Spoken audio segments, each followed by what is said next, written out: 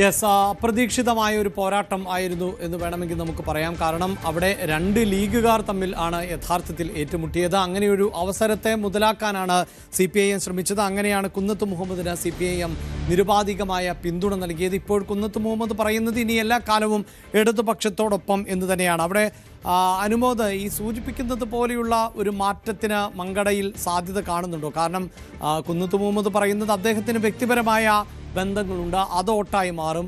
ലീഗിലെ അതൃപ്തരുണ്ട്, അത് വോട്ടായി മാറും എന്നതാണ്. അതേസമയം മഞ്ഞളാംകുഴി അലി പറയുന്നത് എന്താണ്? ഇങ്ങനെയൊരു സ്ഥാനാർത്ഥിയെ അപ്രതീക്ഷിതമായി വളരെ പെട്ടെന്ന് ഒരു സ്ഥാനാർത്ഥിയെ കൊണ്ട് എത്തിക്കുമ്പോൾ അതും രാഷ്ട്രീയ എതിർചേരിയിൽ ഉണ്ടായിരുന്ന ഒരാൾക്ക് വോട്ട് ചെയ്യാൻ CPM-കാർക്ക് മടിയുണ്ടാകും എന്നതാണ്. അവിടുത്തെ ഒരു വോട്ട് നിലയും പശ്ചാത്തലവും ഒക്കെ വിലയിരുത്തുമ്പോൾ എന്താണ് മനസ്സിലാക്കാൻ സാധിക്കുന്നത് അനുമോദ്?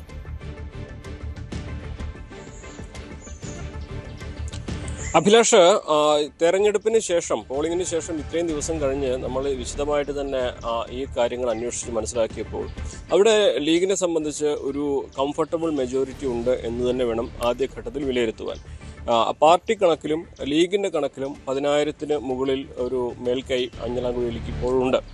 പക്ഷേ അവിടെ ഇടതുപക്ഷം തന്നെ പറയുന്നത് സ്വതന്ത്ര സ്ഥാനാർത്ഥികളെ മത്സരിപ്പിക്കുന്നത് അവർ സ്വന്തം നിലയിൽ ഈ ഒരു ഭൂരിപക്ഷം അല്ലെങ്കിൽ ഒരു മാറ്റം കണ്ടെത്താൻ വേണ്ടിയാണ്.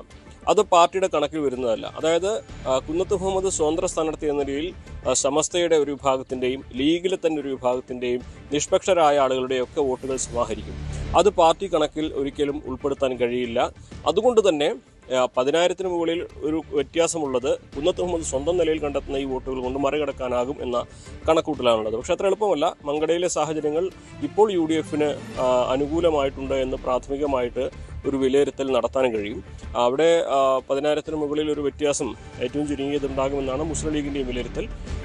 ഇടതുപക്ഷത്തിൻ്റെയും കണക്കൂട്ടൽ എങ്ങനെയാണ്. പക്ഷേ അതിൽ അട്ടിമറി വരണമെങ്കിൽ, അതിൽ മാറ്റം വരണമെങ്കിൽ കുന്നത്ത് മുഹമ്മദ് അത്ഭുതങ്ങൾ സൃഷ്ടിക്കണം. അതായത് സ്വന്തം നിലയിൽ നേരത്തെ സൂചിപ്പിച്ച ലീഗിലെ അതൃപ്തരുടെയും അതേപോലെ സമസ്തയിലെ ഒരു വിഭാഗത്തിൻ്റെയും ഒക്കെ വോട്ടുകൾ അദ്ദേഹത്തിന് സമാഹരിക്കാൻ കഴിഞ്ഞാൽ മാത്രമേ അത്തരത്തിലൊരു സാധ്യത എവിടെയുള്ളൂ. അതിന് ഇടതുപക്ഷം കണക്കാക്കുന്നത് അദ്ദേഹത്തിന് സമസ്തയിലെ മുതിർന്ന നേതാവായ ആലിക്കുട്ടി മുസ്ലിയാരുമായിട്ട് അടുത്ത ബന്ധമുണ്ട്, അദ്ദേഹത്തിൻ്റെ കുടുംബാംഗമാണ്. അങ്ങനെ അദ്ദേഹത്തിന് ആ ബന്ധം വഴി കുറച്ച് വോട്ടുകൾ സമാഹരിക്കാൻ കഴിയും. രണ്ടാമതായിട്ട് മഞ്ഞളാംകുഴി അലിയുടെ സ്ഥാനാർത്ഥിത്വത്തിനെതിരെ ലീഗിലെ തന്നെ ഒരു വിഭാഗത്തിന് അതൃപ്തിയുണ്ട്. അത്തരം അതൃപ്തിയുള്ളവർ മറുപക്ഷത്തിന് നിൽക്കുകയാണെങ്കിലും തനിക്ക് അനുകൂലമായി വോട്ട് ചെയ്യും.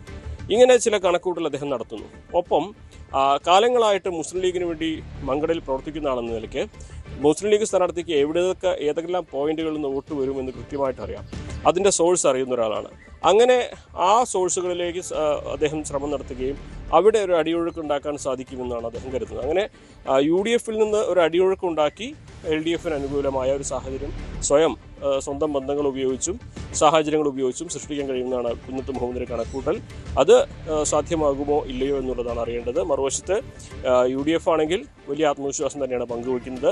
കാരണം മഞ്ഞളാംകുഴിയിലേക്കെതിരെ വലിയ വികാരമൊന്നുമില്ല. മാത്രമല്ല കുന്നത്ത് മുഹമ്മദ് മറുവശത്ത് മത്സരിച്ചതുകൊണ്ട് തന്നെ പാർട്ടിക്ക് വിരുദ്ധനാണ് അദ്ദേഹം. അപ്പോൾ പാർട്ടി സ്ഥാനാർത്ഥിക്കെതിരെ സാദിഖലി ശിഹാബ് നിർദ്ദേശം മറികടന്ന് ആരും വോട്ട് ചെയ്യില്ല എന്നൊരു കണക്കൂട്ടൽ കൂടി UDF പ്രതീക്ഷ വയ്ക്കുന്നുണ്ട്. ആ ഒരു സാഹചര്യത്തിൽ ഒരു കംഫർട്ടബിൾ മെജോറിറ്റി മങ്കടയിൽ ഉണ്ടാകുമെന്ന പ്രതീക്ഷയാണ് UDF ക്യാമ്പിലുള്ളത്. അഭിലാഷ്. യെസ്, എന്തായാലും ശക്തമായ ഒരു മത്സരം നടക്കുമ്പോൾ പോലും മഞ്ഞളാംകുഴി അലിക്ക് മേൽക്കൈ നേടാൻ സാധിക്കുന്നു ഒരു പൊതുചിത്രം ഉണ്ടാകുന്ന മണ്ഡലം തന്നെയാണ്. അവിടെ ഏതെങ്കിലും തരത്തിലുള്ള മാറ്റങ്ങൾ ഉണ്ടാകുമോ? അത് നമുക്ക് വോട്ടെണ്ണുമ്പോൾ മാത്രമേ അറിയാൻ സാധിക്കുകയുള്ളൂ. എങ്ങനെയാണ് ഇടതു വലതു മുന്നണികൾ ഈ മേഖലയിൽ പ്രതീക്ഷ പുലർത്തുന്നത് എന്നതിൻ്റെ വിശദാംശങ്ങൾ ആണ് ഇപ്പോൾ CV അനുമോദ് നൽകിയത്. കൂടുതൽ വാർത്തകൾക്ക് News 18 Keralam YouTube channel subscribe ചെയ്യുക.